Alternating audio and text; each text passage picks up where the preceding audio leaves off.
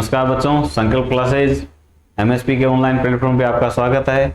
तो संकल्प क्लासेज आपके लिए लेके आए सबसे पहले थर्ड ग्रेड का नया का नया पूरा का पूरा सिलेबस। तो जिन बच्चों ने रीट के आंसर की मिलाई यानी कि जिनका रीट क्वालिफाइड हो रहा है उनको आज से ही अपनी तैयारी में लगना पड़ेगा। क्यों? क्योंकि सिलेबस बहुत ज़्यादा बड़ा है और परीक्षा के लिए टाइम बहुत कम बचा है। ये मान के हमें चलना पड़ेगा कि बहुत कम समय है, तो जितना ज़्यादा जल्दी हम सिलेबस स्टार्ट करेंगे उतना ही जल्दी हमारा कोर्स कंप्लीट होगा। और एक बार कोर्स होने के बाद जितना ज़्यादा हम रिवीजन करेंगे उतना ही आपके लिए बेनिफिट रहेगा। इसी बात को ध्यान रखते हुए संकल्प क्लासेज एमएसपी आपके लिए लेके सबसे पहले थर्ड ग्रेड का सिलेबस। तो ये आपके लिए शिक्षक ग्रेड थर्ड का साइंस का सिलेबस है, जिसमें हम क्या करेंगे, जिसमें हम पूरा का पूरा साइंस का पूरा डिटेल पढ़ेंगे। जो आपके थर्ड ग्रेड में साइंस और एसएसटी के दो पार्ट होते हैं, साइंस का जो पार्ट रहेगा उसमें आपके लिए एमएसपी क्लासेस मील का पत्थर साबित होगी। यानी आपकी सफलता का जो रास्ता है वो एमएसपी क्लासेस ही आपको प्रोवाइड करेगी। तो आगे चलते हैं। सबसे पहले इस कोर्स की जो प्राइस की हम बात करते हैं तो हमने रखा है 5,000 रुपए।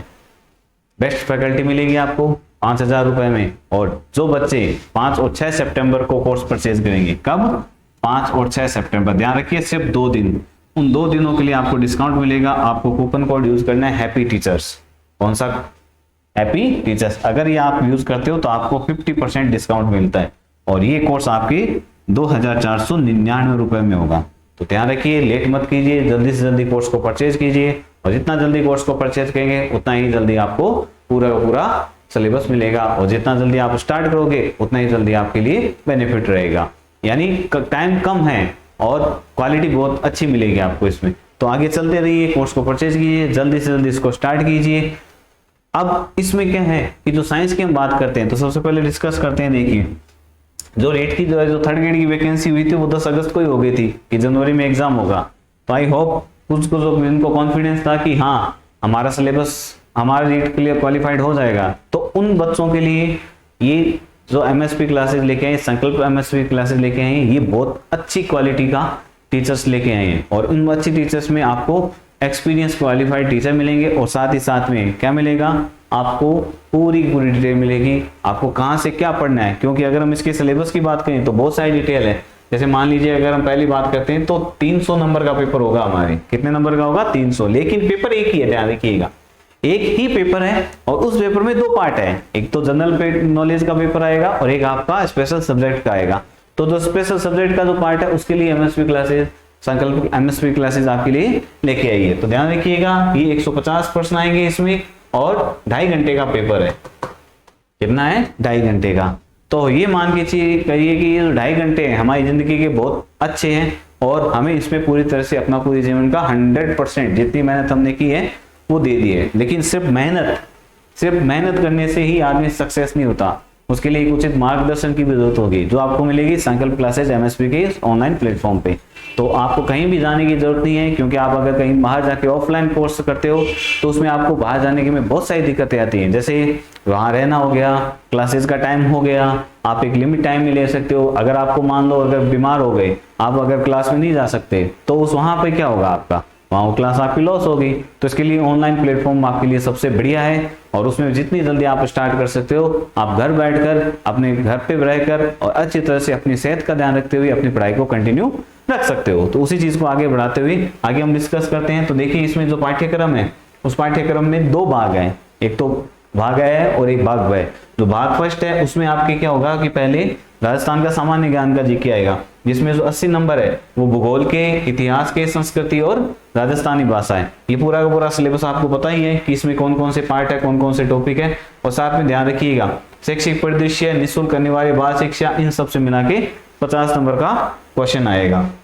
ये शैक्षिक परिदृश्य जो स्कूल मैनेजमेंट का है, ये नया का नया टॉपिक जोड़ा गया है इस बार, ध्यान रखिएगा थर्ड ग्रेड में ये पहली बार ये टॉपिक जोड़ा गया है। इसका मतलब हमें इस चीज को अच्छी तरह से पढ़ना ही है, ठीक है। और मंत्रालय बोर्ड क्योंकि पेपर बनाएगी तो डीपली ये बनाएगी। साथ में निःशुल्क और अनिवार्य शिक्षा, हालांकि आपने रीड में पढ़ा है लेकिन मंत्रालय बोर्ड पेपर बनाएगी, इस बात को बार बार अपने दिमाग में बैठा लेना, क्योंकि कुछ क्वेश्चन ये बहुत डीपली उठाती है और वो डीपली उठाती है तो वो क्वेश्चन आपको कहीं मिलते भी नहीं है।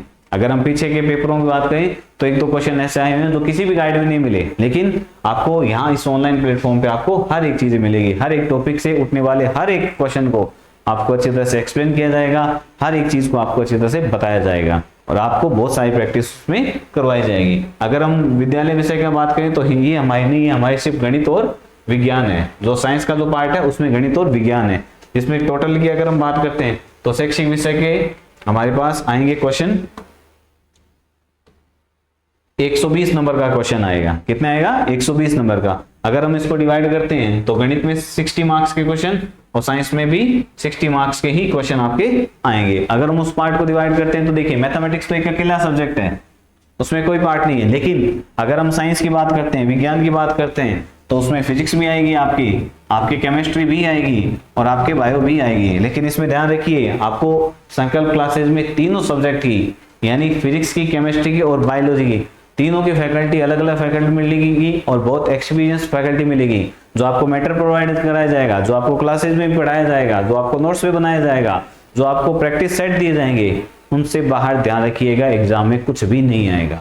तो आपको कोर्स को जल्दी से जल्दी परचेज करो और जल्दी से जल्दी उसमें लग जाओ। जो मटेरियल आपको यहाँ प्रोवाइड कराया जाएगा वो सारा सारा क्वालिटी मैटर मिलेगा।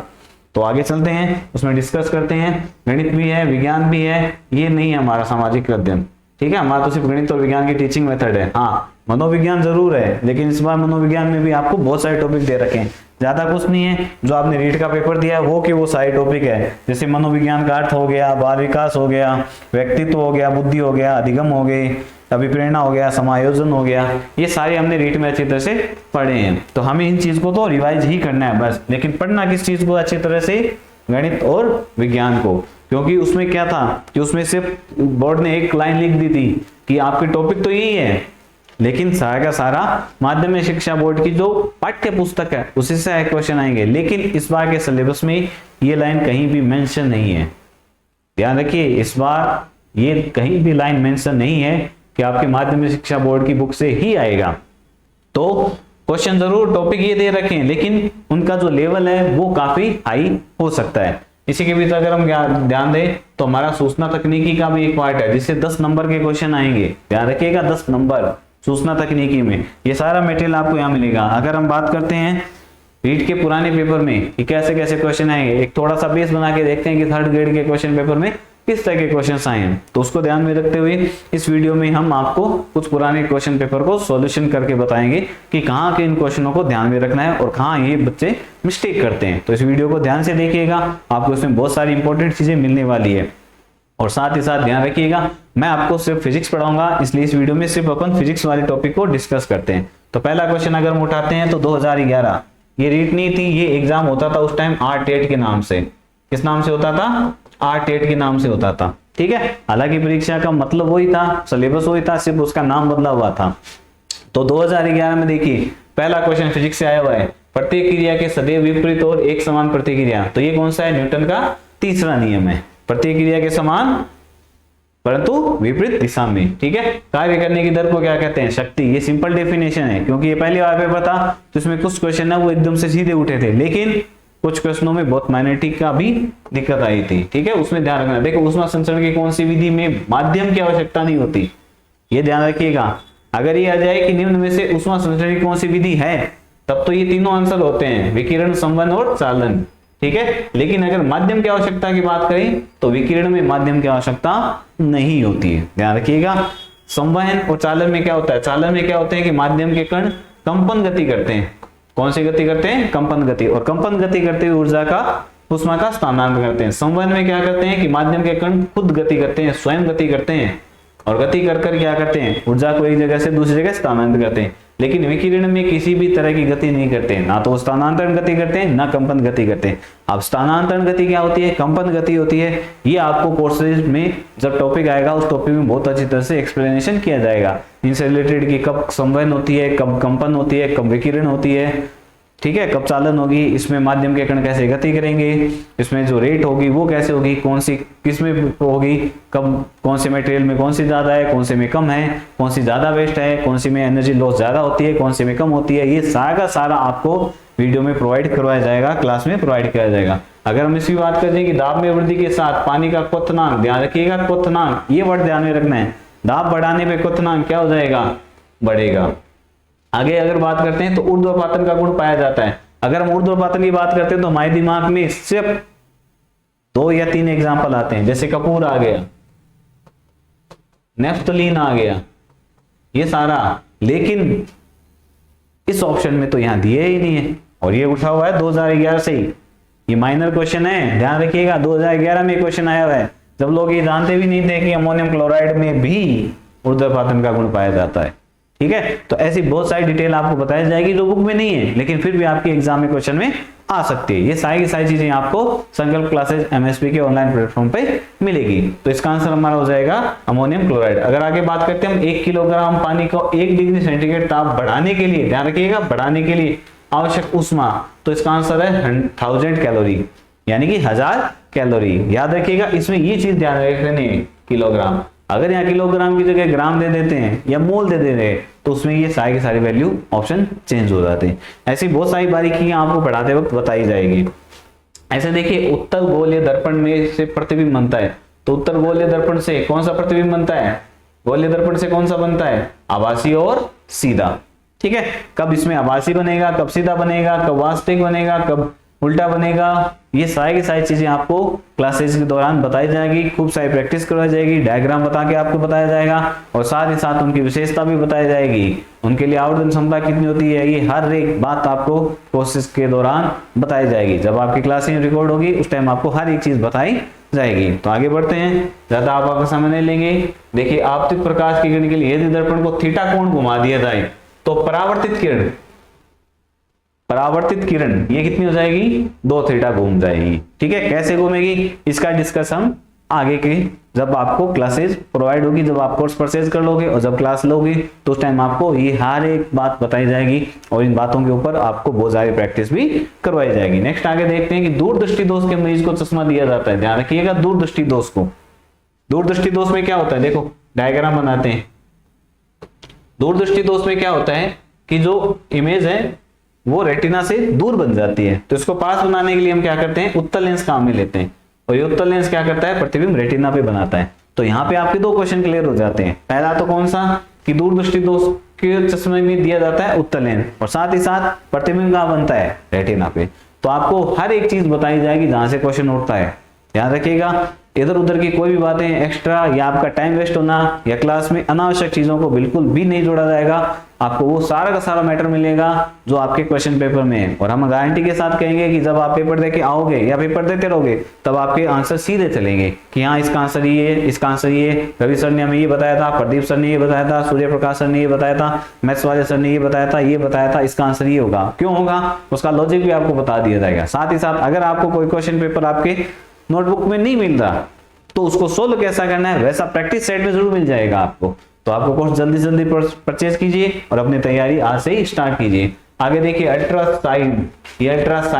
अल्ट्रासाउंड होगा, ये मिस प्रिंटिंग है, यहाँ पे थोड़ा सा ध्यान रखिएगा। ये होते हैं अल्ट्रासाउंड 20,000, ठीक है, अलग अलग कैटेगरी बना रखी है, श्रव्य की, प्राश्रव्य की, अपश्रव्य की, ये सारी डिटेल आपको बताई जाएगी। ध्वनि वाले चैप्टर में ध्वनि का तारतम्य तो निर्भर करता है आवृत्ति पर, उस टाइम बताया जाएगा कि तीव्रता किस पे निर्भर करती है, वे किसके ऊपर, तरंग दैर्ध्य पे कौन कौन सी फिजिकल क्वांटिटी होती है। ये देखिए, ये क्वेश्चन आया है कि 50 डिग्री के कोण पर रखे गए 2 समतल दर्पणों के मध्य रखी गई वस्तु है, और साथ में बनने वाले प्रतिबिंब, कितने प्रतिबिंब बनेंगे।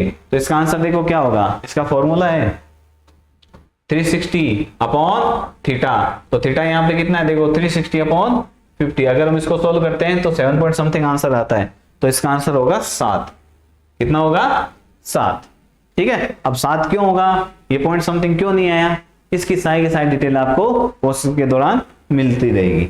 आगे देखते हैं 27 किलोग्राम भार तुल्य होता है। देखते ही टिक लगता है न्यूटन पे, 27 न्यूटन भार का वजन ये होता है, ये गलत है। एक तो होता है भार, एक होता है द्रव्यमान, ध्यान रखिएगा। ठीक है, तो जब हम किसी भी को भार को वेट करेंगे ना, तो जो आपको मास दे रखा है उस मास को मल्टीप्लाई करना होता है 9.8 से। इसको जब 9.8 से मल्टीप्लाई करेंगे तो आंसर आ जाएगा 264.6। आप मल्टीप्लाई करके देख लीजिएगा, आंसर इसका यही रहेगा। आगे के क्वेश्चन पे अगर हम बात करते हैं तो ये देखिए, ये कह रहा है कि प्रबलता का स्वर मानव शरीर के लिए कष्टदायक।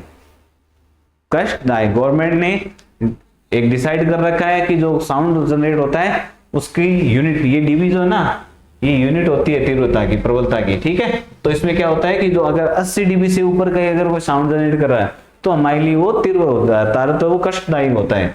जो साउंड है वो कष्टदायी होता है, यानी उसको सुनते ही हमारे कान में हम ऐसे कानों को बंद कर लेते हैं, या फिर ऐसे अजीब सी फीलिंग आती है कि कितना ज्यादा शोर कर रहा है, ये हमें पसंद नहीं है। तो आगे की अगर हम बात करते हैं तो आगे देखिए ठोस पदार्थ का वायुगुण, जिसमें ठोस पदार्थ बिना द्रव्य अवस्था में बदले सीधे गैसीय अवस्था में परिवर्तित हो जाता है। ध्यान रखिएगा, ये क्वेश्चन पहले भी आया हुआ है 2011 में और 2012 में। तो ऐसे आपको बहुत बार टॉपिक बताए जाएंगे कि कौन से पेपर में कौन सा क्वेश्चन आया हुआ है और इस बार आने के चांसेस किनके ज्यादा है। तो इसको भी देख सकते हैं कि सीधा सा उस टाइम तो पूछा था ऊर्ध्वपातन और उसका उदाहरण पूछ लिया था, और इस बार आंसर ही क्या है, ऊर्ध्वपातन है। ठीक है, ऊर्ध्वपातन में क्या होता है कि ठोस द्रव में बदले बिना सीधा ही गैस में कन्वर्ट हो जाता है। ये सारी की सारी चीजें आपको बताई जाएगी कि संघनन में क्या होता है, पिंडन में क्या होता है, वाष्पन में क्या होता है। ये वाष्पन वाला जब हम ताप वाला चैप्टर पढ़ेंगे उसमें आपको डिस्कस किया जाएगा। अब देखिए इसमें ये ग्रह, इससे रिलेटेड एक क्वेश्चन आता ही आता है हर बार। देखिए 2012 में आया हुआ है, ये कह रहा है कि कौन सा ग्रह जिसके प्राकृतिक उपग्रह नहीं है, तो इसका आंसर क्या है, शुक्र है। आगे की हम बात करते हैं तो लेजर की खोज किसने की थी, लेजर की खोज किसने की थी। ये क्वेश्चन आपको राजस्थान माध्यमिक शिक्षा बोर्ड की बुक में मिलेगा ही नहीं। अगर हम बात करते हैं तो उसमें ये आपको मिलेगा ही नहीं। इसका आंसर है थियोडोर मेनन, थियोडोर मेनन। तो ऐसा वो सारे टॉपिक बताए जाएंगे आपको जहां से क्वेश्चन उठेंगे। अगर हम प्रकाश की बात कर ले तो लेजर को उठाएंगे तो लेजर में कहां कहां क्वेश्चन आएंगे और कैसे कैसे क्वेश्चन आते हैं वो भी आपको बताए जाएंगे। नेक्स्ट देखते हैं कि किसी स्वस्थ मनुष्य के शरीर का तापमान कितना होता है। ये तो हमें पढ़ा है कि 37 होता है, लेकिन डिग्री सेंटीग्रेड होता है, केल्विन होता है, फ़ारेनहाइट होता है, रेकिन्स होता है। ध्यान रखिएगा, ये सारी की सारी ताप की यूनिट है, इनमें एक रिलेशन भी होता है। ये क्वेश्चन सिर्फ ऐसे नहीं आएगा कि स्वस्थ मनुष्य के शरीर का ताप सामान्य ताप होता है, इसका तो आंसर 33 डिग्री सेंटीग्रेड है। आपसे क्वेश्चन इसमें घुमा फिरा के पूछ लेगा कि यदि मान लो कि किसी व्यक्ति का तापमान कितना है, 33 सेंटीग्रेड है, तो उसको वो फ़ारेनहाइट में कितना होगा, फ़ारेनहाइट में कितना होगा, या केल्विन में कितना होगा, या रेकाइंस में कितना होगा। इन सब में कन्वर्ट करना, कैसे कन्वर्ट किया जाएगा, ये हर एक बात, हर एक टाइप का क्वेश्चन आपको बताया जाएगा। साथ ही साथ क्वेश्चनों को लेवल से भी उठाया जाएगा, यानी उसमें इजी भी क्वेश्चन दिए जाएंगे आपको प्रैक्टिस के लिए आपको क्लासरूम में, और इजी से लेवल उस क्वेश्चन को कहां तक ले जा सकता है एग्जामिनर, या उस टॉपिक से कहां तक क्वेश्चन उठा सकता है, ये हर एक बात आपको इसमें बताई जाएगी। अगर हम आगे की बात करते हैं तो 1 न्यूटन कितने डाइन होता है, ये 10 की घात 5, 10 की घात 5। अब अगर हम बात करते हैं तो इसको तो आगे भी ये जाता रहेगा। ठीक है, डाइन में भी आ सकता है, अर्ग में भी आ सकता है, बहुत सारी चीजों में इसमें बताया जाएगा कि कौन सी यूनिट में कितना होता है। अब देखिए यदि ध्वनि का वेग 332 किलोमीटर प्रति सेकंड है तो दाब को दुगुना करने पर, ध्यान रखिएगा, दाब को दुगुना करने पर कितना होगा, इसका आंसर होगा 332 ही। क्यों, क्योंकि जो ध्वनि का वेग है वो दाब के ऊपर निर्भर नहीं करता है, तो वो किस बात पे डिपेंड करेगा और किस बात पे डिपेंड नहीं करेगा। साथ में इसमें डॉपलर इफेक्ट भी आएगा, डॉपलर इफेक्ट में कहां तक प्रभावित होगी और कैसे कैसे कंडीशन होगी, क्या क्या होगा, ये सारी बातें आपको बताई जाएगी। लेकिन ध्यान रखिएगा इस ध्वनि के पे एक न्यूमेरिकल पक्का ही आता है, वो तारतोड़ से संबंधित आ सकता है, वो वेग से संबंधित आ सकता है, साथ ही साथ डॉपलर इफेक्ट पे भी आ सकता है। तो ये सारी चीजें आपको बताई जाएगी। आप देखिए पृथ्वी के पृष्ठ से पलायन वेग का मान, आंसर है ये, और बहुत सारे लोग क्या कहते हैं, मीटर प्रति सेकेंड। ठीक है, मीटर प्रति सेकेंड या फिर किलोमीटर प्रति घंटा भी, क्योंकि ये क्वेश्चन 2015 में भी आया हुआ है और पहले भी आया हुआ है और बहुत सारे लोगों ने इसने गलत भी किया है। ये क्वेश्चन बहुत ज्यादा फेवरेट है मंत्रालय बोर्ड का, क्योंकि पटवारी में भी ये क्वेश्चन पूछा हुआ है इस तरह से रिलेटेड। ठीक है, तो इसमें आंसर क्या हो जाएगा, किलोमीटर प्रति सेकेंड। आगे की हम बात करते हैं तो ये देखो फिर ये क्वेश्चन आ गया, 0.75 किलोग्राम द्रव्यमान का एक मीटर की डोरी से लटका हुआ है तो कितना बल लगेगा, तो इसको भी हम क्या करेंगे, मल्टीप्लाई कर देंगे किससे, 9.8 से, तो आंसर हमारा क्या जाएगा 7.35 न्यूटन। आगे की बात करते हैं तो देखो एक दोलन करते हैं, सरल आवर्त करते हैं। अब इसमें देखो इस तरह के कथन से रिलेटेड जो क्वेश्चन आते हैं ना, वो बहुत ज्यादा कंफ्यूज करते हैं, क्योंकि पहली बात तो अगर हम 3 या 4 बार अगर स्टेटमेंट को, सारे ऑप्शन को पढ़ेंगे तब हमें पता चलेगा कि वो पूछ क्या रहा है। तो इसके लिए क्या करना है कि ऐसी शॉर्ट ट्रिक्स आपको बताई जाएगी। स्टेटमेंट को आपको ज्यादा पढ़ने की जरूरत नहीं है, एक बार पढ़ते ही आप टिक कर दोगे। कैसे, जैसे इसी टॉपिक को अगर हम इसी क्वेश्चन को अगर डिस्कस करते हैं तो अगर हम कोई सरल आवर्त गति की अगर बात करते हैं इस तरीके से, तो ये जब दोलन गति करती है तो उस कंडीशन पे माध्यम स्थिति पे उसका वेग अधिकतम होता है। ध्यान रखिएगा, वेग अधिकतम, और यहाँ वेग अधिकतम और यहाँ वेग न्यूनतम। अगर वेग न्यूनतम होता है तो इसका मतलब कुल ऊर्जा की अगर हम बात करें तो जो कुल ऊर्जा होती है वो दो तरह की होती है, एक तो होती है गतिज ऊर्जा और दूसरी होती है स्थितिज ऊर्जा। ध्यान रखिएगा, अगर गतिज ऊर्जा बढ़ गई तो स्थितिज ऊर्जा घट जाएगी और गतिज ऊर्जा घट गई तो स्थितिज ऊर्जा बढ़ेगी। तो ये सारी की सारी चीजें यहाँ देखो कॉन्सेप्ट की बात करते हैं। अब हमें पता है कि यहाँ वेग अधिकतम होता है, इसका मतलब यहाँ वेग न्यूनतम होगा। वेग न्यूनतम होगा तो देखिए अधिकतम विस्थापन अवस्था में, यानी इस जगह की बात कर रहा है, इस जगह पे स्थितिज ऊर्जा न्यूनतम होती है, बिल्कुल राइट है। अधिकतम विस्थापन अवस्था में स्थितिज ऊर्जा अधिकतम होती है, अधिकतम विस्थापन की अवस्था में स्थितिज ऊर्जा न्यूनतम नहीं होती, ये स्टेटमेंट है। अधिकतम विस्थापन अवस्था में स्थितिज ऊर्जा अधिकतम होती है, माध्य अवस्था में गतिज ऊर्जा अधिकतम होती है, ये भी सही है, और माध्यम अवस्था में स्थितिज ऊर्जा भी अधिकतम होती है, ये रॉन्ग है। अगर हम इस बात को ध्यान रखें तो देखो माध्य अवस्था में गतिज ऊर्जा अधिकतम होती है, बिल्कुल होती है यहाँ पे। अब इन दोनों में कंफ्यूज में देखिए क्या होगा, ये अधिकतम विस्थापन की अवस्था में स्थितिज ऊर्जा न्यूनतम होती है, नहीं ये रॉन्ग है। तो अधिकतम विस्थापन की अवस्था में स्थितिज ऊर्जा अधिकतम होती है, तो इसके दोनों आंसर है, इसके दोनों आंसर है। तो इस कंडीशन में क्या होती है ये भी हमें देखना पड़ेगा। इस क्वेश्चन को आगे डिस्कस करेंगे जब हम पढ़ेंगे वापस कि यहाँ पे ये क्वेश्चन में क्या मिस्टेक हुई है, ठीक है। आगे देखते हैं। एक समतल दर्पण में 2 मीटर की ऊंचाई पर वस्तु का पूर्ण प्रतिबिंब देखना है। ध्यान रखिएगा, समतल दर्पण में जब भी हमें किसी ऑब्जेक्ट को देखना होता है तो दर्पण की हाइट उस ऑब्जेक्ट की हाइट की आधी होनी चाहिए। कितनी होनी चाहिए? आधी। तो 2 का आधा कितना होता है? 1 होता है। तो यानी अगर कोई ऑब्जेक्ट है जिसकी हाइट कितनी है 2 मीटर की, तो उसके लिए दर्पण कितना होना चाहिए? 1 मीटर का होना चाहिए। कितना होना चाहिए? 1 मीटर का। अगर हम आगे बात करते हैं तो देखिए ध्वनि का संचरण होता है अनुप्रस्थ, अनुप्रस्थ प्रगामी, अनुप्रस्थ अप्रगामी, अनुदैर्ध्य प्रगामी या कण स्वरूप में। तो ये सारे के सारे तरंग संचरण के गुण धर्म है, यानी तरंगे इन्हीं रूपों में संचित होते हैं। लेकिन उसमें ध्वनि का कौन सा है तो उसमें हमें देखना पड़ेगा। अनुप्रस्थ तो नहीं होती ध्वनि तरंगे, अनुदैर्ध्य होती है। तो ये दोनों इकट्ठे, अनुदैर्ध्य का एक ही ऑप्शन आता है, तो इसका आंसर हो जाएगा हमारा सी। आगे देखिए अंतरराष्ट्रीय मात्रक पद्धति में पास्कल, तो आपको यहाँ अंतरराष्ट्रीय मात्रक पद्धति में पूछा है एसआई में, ठीक है, या ये कह दो कि एमकेएस में पूछा है, लेकिन आपको सीजीएस में भी तो पूछ सकता है। तो हम पढ़ाते वक्त आपको बताए जाएंगे कि कहाँ पे कौन सी चीजों से क्वेश्चन आ सकते हैं, हर एक चीज आपको बताई जाएगी। तो यहाँ से देखने पता चलता है कि पास्कल किसका मात्रक होता है? दाब का होता है। आगे बढ़ते हैं। उष्मा संचरण की स्थिति में सूर्य से उत्सर्जित उष्मा पृथ्वी तक पहुंचती है। देखो ये क्वेश्चन वापस आया है, कहाँ माध्यम की जरूरत नहीं होती। देखिए आप सिर्फ देखिए, यानी ये कह रहा है कि सूर्य से उष्मा आ रही है पृथ्वी तक। तो हमें पता है कि यहाँ तक तो वायुमंडल है पृथ्वी में, लेकिन यहां से लेके यहां तक कुछ नहीं है, निर्वात है। निर्वात का मतलब कोई माध्यम नहीं है, और लेकिन फिर भी सूर्य की विकिरण आ रही है। तो वो निर्वात में कब गति करती है? कौन से में? विकिरण में, क्योंकि इन दोनों में क्या होती है? माध्यम की आवश्यकता होती है, लेकिन विकिरण में माध्यम की आवश्यकता नहीं होती। तो इसका आंसर क्या हो जाएगा? सूर्य से उत्सर्जित ऊष्मा।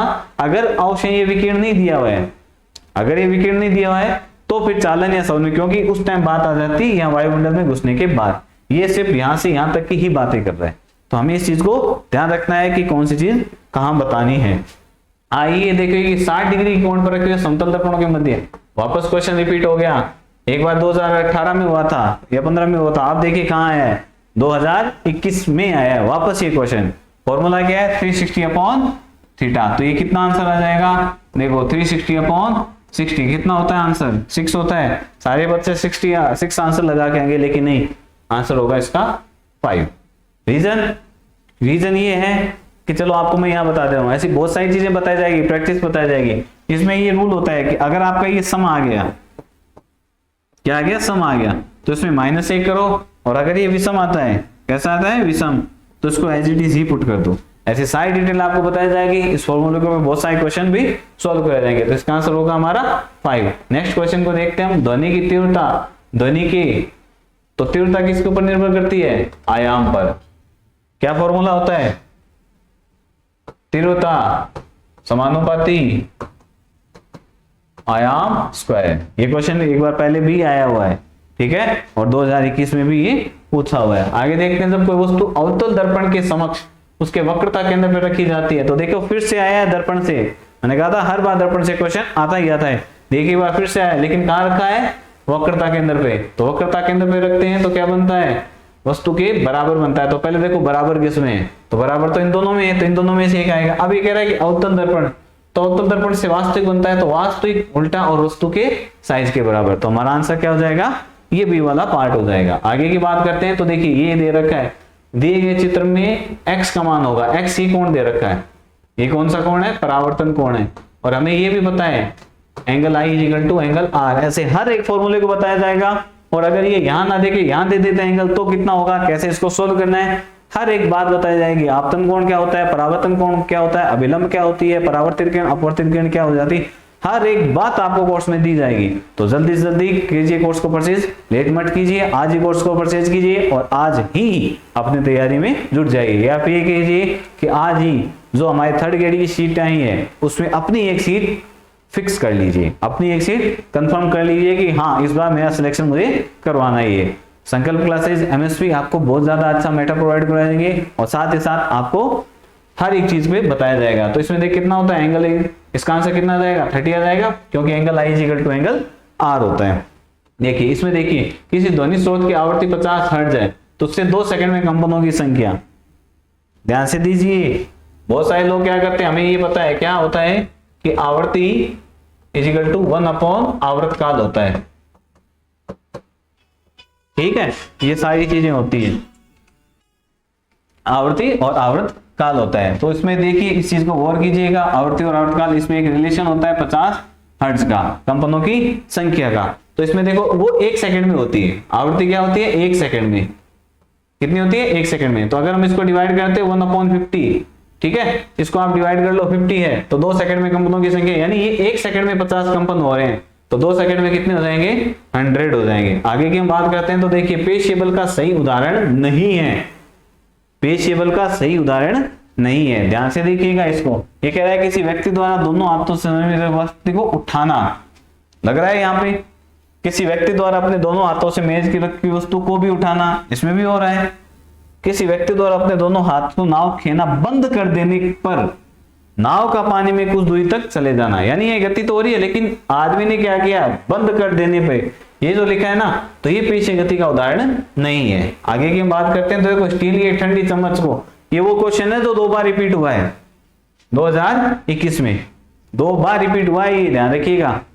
जो अभी पेपर आया था उसमें एक तो सीरीज बी आई थी, यानी दूसरे शिफ्ट में जो पेपर था उसमें ये क्वेश्चन रिपीट हुआ है, और ये जो 4th शिफ्ट हुई थी उसमें भी ये क्वेश्चन वापस रिपीट हुआ है। ये कह रहा है कि इसमें क्या होगा कि ठंडी चम्मच से गर्म दूध में कप में डुबोने पर उसका दूसरा सिरा, यानी उष्मा का चालन हो रहा है चम्मच के एक सिरे से दूसरे सिरे तक, तो इसमें क्या होगा, चालन की प्रक्रिया के द्वारा, ठीक है, क्योंकि ठोसों में चालन के द्वारा ही होता है, संवहन है वो विकिरण वो द्रवों में होता है और विकिरण निर्वात में होता है, ये हमने पढ़ ही लिया। आगे कह रहा है देखो पार्श्व दर्पण, मोटर वाहनों के पार्श्व दर्पण में बिंब कैसे बनाया जाता है, तो जैसे दर्पण है ड्राइवर के पास में लगा हुआ है और हमें क्या होता है इसमें अगर कोई ऑब्जेक्ट सीधा रखा हुआ है तो वो सीधा ही दिखेगा। तो पहले देखो इसमें सीधा कहाँ है, बिल्कुल देखो सीधा का सीधा सब में है, तो सीधे को देखे तो सारे ही हो जाएगा। लेकिन अगर हम बात करते हैं कि साइज की, तो साइज वस्तु से छोटा बिल्कुल होगा, तो छोटे के लिए 2 आ जाते हैं। अब उल्टा अगर प्रतिबिंब बनाए तो वास्तविक होगा और अगर सीधा बनाए तो वो आभासी है, तो इसका आंसर क्या हो जाएगा, सीधा आभासी और साइज में वस्तु से छोटा, ठीक है। नेक्स्ट क्वेश्चन पे अगर बात करते हैं तो एलईडी का पूरा नाम देखो, इतना सबको याद है तो ये सारे के सारे दे रखे हैं, लेकिन लास्ट आंसर डायोड बताएगा हमारा। तो इसका नाम क्या होता है, लाइट एमिटेड डायोड, यानी प्रकाश उत्सर्जक डायोड। विद्युत सेल परिवर्तित करता है, विद्युत सेल परिवर्तित करता है विद्युत ऊर्जा को यांत्रिक ऊर्जा में, रासायनिक ऊर्जा को यांत्रिक ऊर्जा में, आंसर ये है। अब देखो इसमें एक चीज और हो जाता है, क्या, इसमें रासायनिक ऊर्जा को यांत्रिक ऊर्जा में, रासायनिक ऊर्जा को यांत्रिक ऊर्जा में, ठीक है।